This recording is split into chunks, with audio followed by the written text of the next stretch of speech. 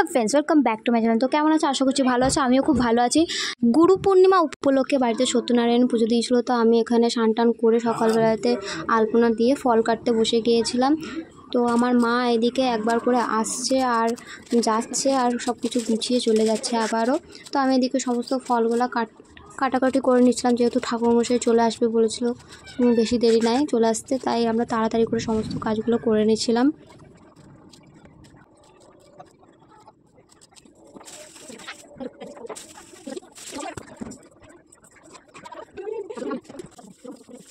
তো আমার এখানে ফল প্রায় কাটা হয়ে গেছে, তারপর আমি সমস্ত কিছু গুছিয়ে নিলাম, যেহেতু ঠাকুরমশাই আসবে।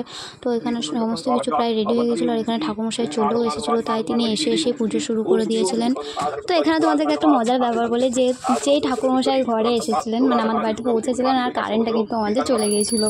তাই আমি একদিকে ফোনের ফ্ল্যাশ লাইট জ্বালাইছিলাম আর একদিকে ভিডিও করছিলাম।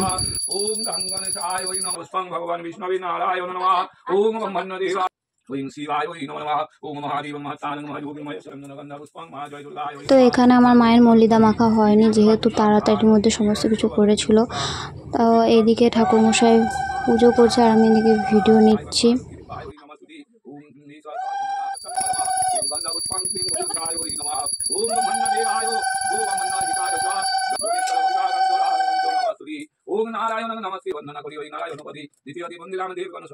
তারপরে কারেন্ট চলে এসেছিল, তারপরে ভালো করে সমস্ত কিছু দেখা যাচ্ছিল। আমি ফ্ল্যাশ লাইট বন্ধ করে দিয়েছিলাম। তারপরে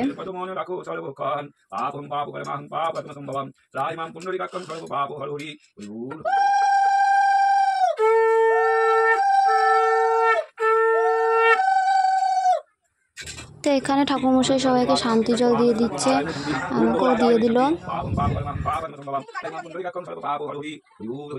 তারপরে ঠাকুরের টিক সবাইকে দিয়ে দিচ্ছে, আমিও পড়েছিলাম, ভিডিও অফ করে আমি নিয়েছিলাম।